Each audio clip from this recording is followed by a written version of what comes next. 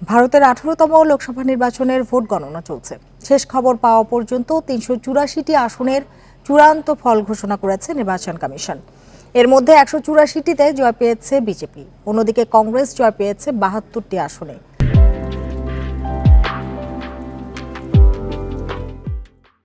এ নিয়ে আলোচনা করতে ভারতের দিল্লি থেকে আমাদের সাথে যোগ দিয়েছেন সংসদ সদস্য এবং আওয়ামী লীগের সাংগঠনিক সম্পাদক শফিউল আলম চৌধুরী নাদিল।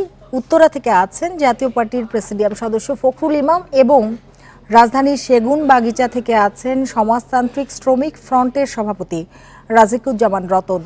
আপনাদের তিনজনকেই স্বাগত জানাচ্ছি। তবে শুরুতেই চলে যেতে চাই আওয়ামী লীগের সাংগঠনিক সম্পাদক শফিউল আলম চৌধুরী নাদেলের কাছে। জনাব নাদেল, যেটি জানতে চাই যে বিজেপির আসন হারানো এই অঞ্চলের রাজনীতিতে কি ধরনের প্রভাব ফেলবে বলে আপনি মনে করছেন?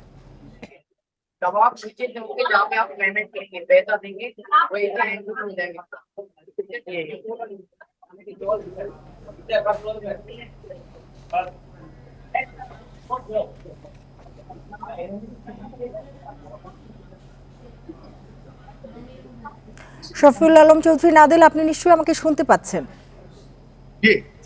জি, যেটি আমি জানতে চাচ্ছিলাম যে বিজেপির আসন হারানো এই অঞ্চলের রাজনীতিতে কি ধরনের প্রভাব ফেলবে বলে আপনি মনে করছেন? আমি যেখানে প্রচুর আওয়াজ হচ্ছে এখানে আমি পুরো কথা শুনতে পাচ্ছিলাম না। আমি এই মুহূর্তে দিল্লিতে অবস্থান করছি। প্রথমত আমার অভিজ্ঞতার কথাটা একটু বলি। আজকে দিল্লিতে ঘুরে আমার মনেই হয়নি যে ভারতে নির্বাচন হচ্ছে। কোথাও কোনো নির্বাচনী বিলবোর্ড অথবা প্রতীক অথবা দলীয় কোনো কার্যক্রম আমরা লক্ষ্য করিনি। যদিও দুই শিবিরে তাদের বিভিন্ন তৎপরতা ছিল। আপনারা জানেন যে বিজেপি গত 10 বছর যেহেতু ক্ষমতায় ছিল, তাদের এখানে অফিস এবং অন্যান্য সকল কার্যক্রম অত্যন্ত জাঁকজমক ভাবেই হচ্ছিল, কিন্তু যে ফলাফলটি এটা সম্পূর্ণরূপে তাদের কাছে অপ্রত্যাশিত। এবং আমি মনে করি এই ফলাফলের মধ্য দিয়ে ভারতের সাধারণ মানুষ একটি অসাম্প্রদায়িক ভারতের যে চিত্রটা আমাদের সামনে সব সময় থাকে, এই নির্বাচনে সেটাই প্রতিফলিত হয়েছে। এবং সর্বশেষ কি হবে সেটা হয়তো আমরা আজকে রাত্রে চূড়ান্ত ভাবে বুঝতে পারবো। জি জনাব নাদেল, আপনি সাথে থাকুন। এবার যাচ্ছি জাতীয় পার্টির প্রেসিডিয়াম সদস্য ফখরুল ইমামের কাছে। জনাব ফখরুল ইমাম, মোদির প্রতি আস্থা কমে যাওয়া ভারতের রাজনীতিতে পরিবর্তনের আভাস দেয় কিনা?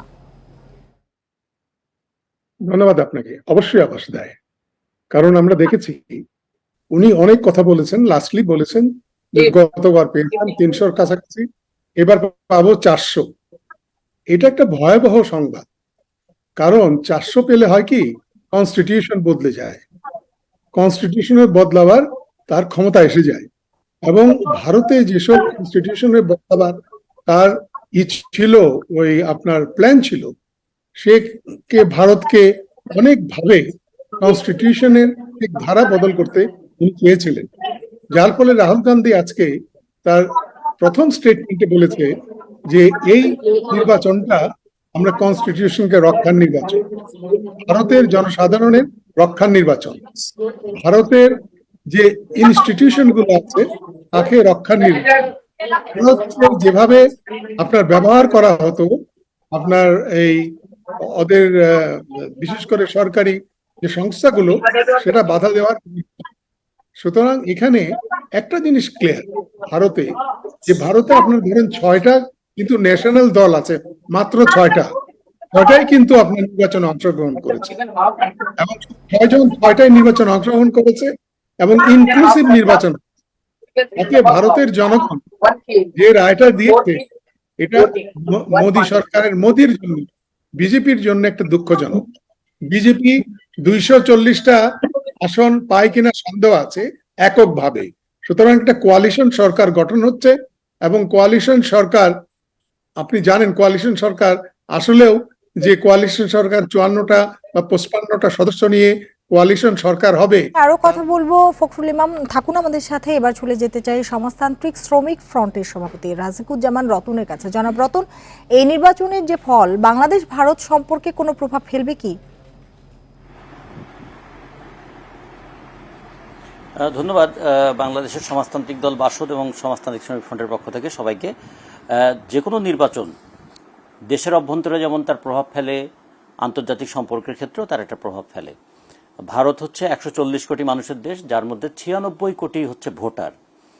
543টা লোকসভা আসনে এবং 65টা রাজ্যসভা আসনের যে ভোটটা হলো, এই নির্বাচনের মধ্যে দিয়ে দুটো জিনিস আমরা দেখলাম, যে ভারতেও নির্বাচনে যারা দম্ভ এবং অহমিকা দেখিয়েছেন, যারা সাম্প্রদায়িকতাটাকে প্রধান হাতিয়ার করেছেন, যারা দমন পীড়নটাকে প্রধান হাতিয়ার করেছেন, তারা গতবারের তুলনায় এবার ভোট কম পেয়েছেন। বিশেষ করে মোদি গত নির্বাচনে তিনি 4 লক্ষ ভোটের ব্যবধানে জিতেছিলেন, এবার তিনি 1.5 লক্ষ ভোটের ব্যবধানে জিতেছেন। তার মানে মোদির ভোট 2.5 লক্ষ কমেছে, এটা একদম এই মুহূর্তে আমরা বুঝতে পারি। মোদি যেটা একটা দম্ভ করে বলেছিলেন তিনি 400-র উপরে আসন পাবেন, তার মানে তার একটা পরিকল্পনা ছিল যে সংবিধানকে সংশোধন করবার জন্য, নিজেদের ইচ্ছা মতো, দলের ইচ্ছা মতো সংবিধান সংশোধন করবার জন্য প্রয়োজনীয় আসন তার হাতে থাকবে। সেই জায়গায় ভারতে অন্তত 272টা আসন না থাকলে কিন্তু নির্বাচনে সরকার গঠন করার মতন আসন আছে বলে বলা হয় না। তো ভারতে সেটা হয়তো তারা এনডিএ, ভারতের তো আপনি জানেন যে দুটো জোট, একটা হচ্ছে এনডিএ যা বিজেপির নেতৃত্বে ন্যাশনাল মানে জাতীয় গণতান্ত্রিক জোট, আর একটা নাম ছিল Indian national developmental inclusive alliance, যেটা কংগ্রেসের নেতৃত্বে। এই এনডিএ জোট হয়তো নির্বাচনে শেষ পর্যন্ত তারা ক্ষমতায় যাবে, এবং তার মধ্যে আবার 2 জন আছেন খুবই ভারতের রাজনীতিতে তাদেরকে পল্টিবাজ বলে, যেমন বিহারের নীতিশ কুমার, তিনি 12টা আসন পেয়েছেন, এবং চন্দ্রবাবু নাইডু অন্ধ্রপ্রদেশে তিনি 16টা আসন পেয়েছেন। তাদের হাত ধরে হয়তো ভারতের ক্ষমতায় থাকবেন, কিন্তু আগের মতন একক কর্তৃত্বে ভারতের ক্ষমতায় থাকাটা সম্ভব হবে না। আর যে সাম্প্রদায়িকতার আগুন জ্বালিয়েছিলেন, যে বিভেদের আগুনটা জ্বালিয়েছিলেন, যে বাঙালি বিরোধী যে মনোভাবটা তৈরি করেছিলেন, মুসলিম বিরোধী মনোভাব তৈরি করেছিলেন, সেগুলোতে একটু ধাক্কা খাবে। ফলে ভারতে অন্তত একটা অহমিকা এবং দম্ভের রাজনীতিতে যে ধাক্কা দিচ্ছে কংগ্রেস কিংবা কংগ্রেসের জোট, এটা বোঝা গেল যে ভারতে অন্তত একটা ব্যালেন্স হবে রাজনীতিতে।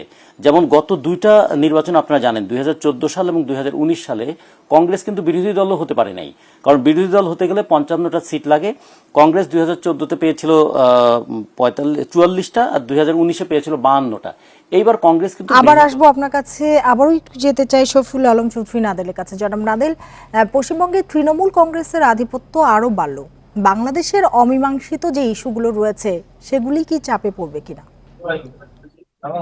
দেখুন, একটি বিষয় আমাদের বাংলাদেশ সরকারের সঙ্গে, ক্ষমতায় যেই থাকুক, ভারতের সরকারের সঙ্গে এই দ্বিপক্ষীয় সম্পর্কগুলো তো আমরা যেটা দেখেছি, যখনই কেন্দ্রে শক্তিশালী সরকার এসেছে, তাদের সঙ্গে আমাদের দ্বিপক্ষীয় অনেক যে অমীমাংসিত বিষয়গুলো, সেগুলো আমরা নিষ্পত্তি করাটা সহায়ক হয়।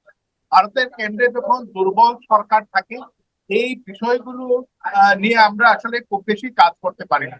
তবে আমাদের প্রত্যাশা একটি অসাম্প্রদায়িক ভারত এবং বিজেপি জোট অথবা কংগ্রেস জোট যারাই ক্ষমতায় আসবেন, আমরা যে কোনো জোটের সঙ্গেই আমরা কাজ করতে আগ্রহী, এবং আমরা মনে করি একটি শক্তিশালী সরকার দ্বারা ভারত শাসিত হবে, যাতে করে এই অঞ্চলের অখণ্ডতা, শান্তি, নিরাপত্তা এবং উন্নয়ন অগ্রগতি সবকিছু আমাদের উভয় পক্ষের জন্য নিরাপদ হবে এবং সহায়ক হবে।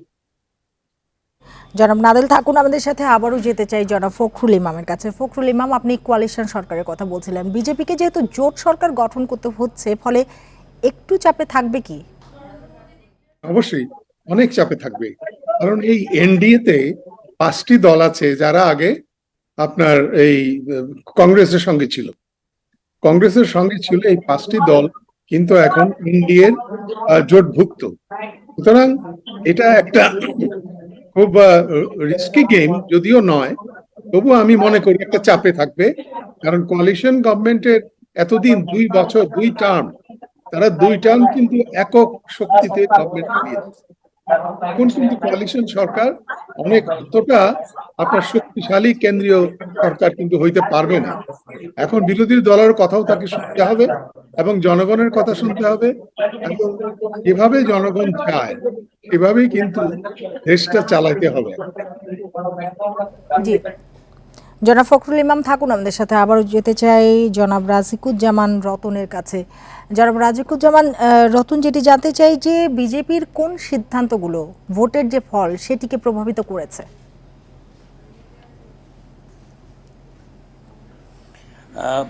প্রধানত সাম্প্রদায়িক উন্মাদনাটা ছড়িয়েছিল, একটা প্রচণ্ড মুসলিম বিদ্বেষ ছড়িয়ে দেওয়ার চেষ্টা করেছিল, আর তারপরে দমনমূলক যে আইন, যে রাষ্ট্রদ্রোহ আইন, মানহানি আইন এবং সন্ত্রাস দমন আইন, এই তিনটা দিয়ে তারা যে বিরোধী দল এবং মতকে তারা দমন করেছিলেন। এবং দেখুন, একদম দিল্লির যিনি মুখ্যমন্ত্রী তাকে পর্যন্ত জেলে পাঠিয়ে দিয়েছিলেন। এমনি করে বিরোধী দলের উপর যে একটা চূড়ান্ত দমন নিপীড়ন চালিয়েছে, এইটা এবার বোঝা গিয়েছে। 2 নম্বর, তারা সংবিধান সংশোধন করার নামে যে বক্তব্যটা দিয়েছিল, সেখানে বিরোধী দল তারা বলেছে তারা সংবিধানকে সমুন্নত রাখতে চান। আর তৃতীয়ত হচ্ছে, একটু আগে আমরা শুনলাম যে কেন্দ্রে শক্তিশালী দল থাকলে বাংলাদেশের জন্য একটু সুবিধা হয়। কেন্দ্রে তো শক্তিশালী দল 2014 এবং 2019 ছিলই বিজেপি। কই আমাদের 54টা নদীর পানির ব্যাপারে কোনো আলোচনা হয় নাই, বর্ডার কিলিংটা নিয়ে কোনো আলোচনা হয় নাই, আমাদের যে বাণিজ্য বিরোধ সেটাকে আমরা খুব একটা সমাধান করতে পারি নাই। এবং এবার আবারও যেটা হবে যে আমাদের তিস্তা সহ অভিন্ন নদীর পানি নিয়ে আবার বলবে যে আমরা কেন্দ্রেও দুর্বল, পশ্চিমবঙ্গ চাইছে না, এইরকম একটা নানা ধরনের টালবাহানার মধ্যে বাংলাদেশকে আটকে ফেলা হবে। ফলে বাংলাদেশ ওই ভারতে যিনিই ক্ষমতায় থাকুন না কেন, বাংলাদেশের স্বার্থ বাংলাদেশের সরকারকেই তুলে ধরতে হবে। বাংলাদেশের স্বার্থের জন্য জনগণের কণ্ঠস্বর, জনগণের আকাঙ্ক্ষার প্রতিধ্বনি, সেটা আমাদের সরকারের মাধ্যমে আমরা দেখতে চাই। জনাব রতন থাকুন আমাদের সাথে, আবারও যাব একটু জনাব নাদেলের কাছে। জনাব নাদেল, আপনি বলছিলেন বিজেপির জন্য এটি অপ্রত্যাশিত। মোদির আমলে ভারতের অর্থনৈতিক উন্নয়নের পরও কেন বিজেপির এই অবস্থা হলো বলে আপনি মনে করছেন? দয়া করে আবার প্রশ্নটা করুন। আমি যেটি জানতে চাচ্ছিলাম, আপনি বলছিলেন বিজেপির জন্য এই যে ফলাফল, এটি অপ্রত্যাশিত। মোদির আমলে তো ভারতের অর্থনৈতিক অনেক উন্নয়ন হয়েছে, তারপরও কেন বিজেপির এই অবস্থা হলো বলে মনে করছেন? অবশ্যই তারা যেভাবে বিগত 2টা নির্বাচনে তাদের যে ফলাফল ছিল, এবারকার এই নির্বাচন তাদের জন্য খুবই অপ্রত্যাশিত, এবং তারা যে ফলাফলটা আশা করেছিলেন সেই জায়গায় তারা নিরাশ হয়েছেন।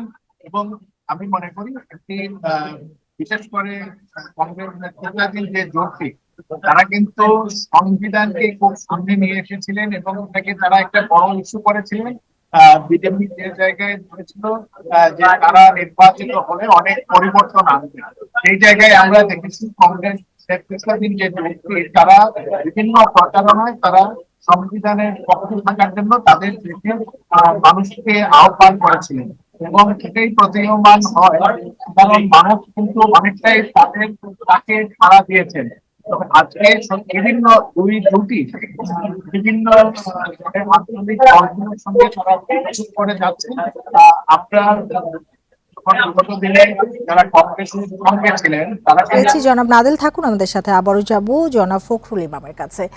জনাব ফখরুল ইমাম, আপনার বিবেচনায় কি মনে হয়, বিজেপি খারাপ করলো নাকি কংগ্রেস ভালো করলো? কংগ্রেস অনেক ভালো করেছে। কংগ্রেস আবার ফিরে এসেছে। কংগ্রেস জনগণের মাধ্যমে তার জায়গা করে নিয়েছে। আর শাসনে হয় কি, একটি দল যদি দীর্ঘদিন শাসন ব্যবস্থায় থাকে, এমনিতেই তার একটু ধস নামে, এবং তারপরে ওনার যে বাড়াবাড়ি করা এবং সংবিধান বদলানোর যে হুমকি, এই দুইটা তার কাল হয়েছে। এবং আমি মনে করি ভারতের জনসাধারণ একটা পরিপক্ক ভোটের মাধ্যমে একটা পরিপক্ক প্রকাশ করেছে ভোটের মাধ্যমে। তারা যে আসলেও দেশকে ভালোবাসে এবং দেশ যে ইচ্ছামতো কেউ এসে দেশকে পরিচালনা করার জন্য পারমিশন দেয় না, এটাই ভারতের জনগণ আরেকবার প্রমাণ করলো। জি, জনাব ফখরুল ইমাম থাকুন আমাদের সাথে, আবারও যাব জনাব রতনের কাছে। জনাব রতন, ভারতের লোকসভা নির্বাচনের ফলাফল বাণিজ্য বিনিয়োগে কোনো প্রভাব ফেলবে কিনা, কি ধরনের প্রভাব ফেলবে একটু যদি সংক্ষেপে বলতেন। দুটো জিনিস একটু খেয়াল রাখা দরকার, যে ভারতের বেকারত্ব কিন্তু এখন 45 বছরের মধ্যে সর্বোচ্চ। যুব বেকারত্ব 23%, আর 42% স্নাতক তারা বেকার। ভারতে একটা হাইব্রিড রেজিম চলছে বলে সবাই বলছেন। গণতন্ত্র সূচকে ভারতের ক্রম অবনমন ঘটেছে, এবং সংবাদপত্রের স্বাধীনতা সূচকে ভারত এখন 161তে আছে। এটা হলো একটা চিত্র। দ্বিতীয়ত হচ্ছে, আমাদের বাংলাদেশের সঙ্গে ভারতের যে বাণিজ্য, আপনারা জানেন প্রায় $16 বিলিয়ন একটা বাণিজ্য বাংলাদেশের সঙ্গে আছে। আমরা $2 বিলিয়ন মতন রপ্তানি করি, ভারত থেকে $14 বিলিয়ন আমরা আমদানি করি। এই যে ভারতের প্রতি প্রচণ্ড আমদানি নির্ভরশীলতা, এইটা আমাদের অর্থনীতির জন্য একটু নেতিবাচক প্রতিক্রিয়া তৈরি করে এবং ভারতের নানা ধরনের কৌশলে বাংলাদেশের পণ্য কিন্তু ভারতে যাওয়ার ক্ষেত্রে একটা বাধা তৈরি করে। আমাদের প্রধানমন্ত্রী একবার বলেছেন, ভারতকে আমরা যা দিয়েছি ভারতের তার জন্য চিরদিন কৃতজ্ঞ থাকবে। আমরা ভারতকে কিন্তু দিচ্ছি অনেক, কিন্তু ভারতের কাছ থেকে আমরা কখনো কখনো চাপ, প্রতারণা, অবিশ্বাস এবং বিশ্বাসভঙ্গ এগুলোই মাঝে মাঝে আমরা দেখে আসছি। যে কারণে দেখুন, এমনকি এখন আমাদের যে বিদ্যুৎ কেনার ব্যাপারেও ভারতের কাছ থেকে যে বিদ্যুৎ কেনা হচ্ছে এবং ভারতের কাছে বিদ্যুৎ কেনার টাকা বাকি নিয়ে নানা ধরনের কথাবার্তা শুনছি। রামপালে বিদ্যুৎ কেন্দ্রের ব্যাপারে শুনেছি, বর্ডার কিলিং এর ব্যাপারে এখনো কোনো ফয়সালা হচ্ছে না, এবং সীমান্ত বাণিজ্য বলি অথবা অভিন্ন নদীর পানির হিস্সা বলি, এগুলো সবগুলোই কিন্তু একটা জটিল পরিস্থিতির মধ্যে আছে। বাংলাদেশ শুধু নয়, ভারতের চারপাশে যতগুলো দেশ আছে প্রত্যেকটা দেশের উপরে ভারতের একটা কর্তৃত্বের মনোভাব থাকার কারণে রতন, আমাদের হাতে একেবারেই সময় নেই, আমাদের শেষ করতেই হবে। জনাব রাজিকুজ্জামান রতন, জনাব ফখরুল ইমাম এবং জনাব শফিউল আলম চৌধুরী নাদিল, আপনাদের তিনজনকে অনেক ধন্যবাদ আপনাদের সময়ের জন্য এবং আমাদের সাথে যোগ দেওয়ার জন্য।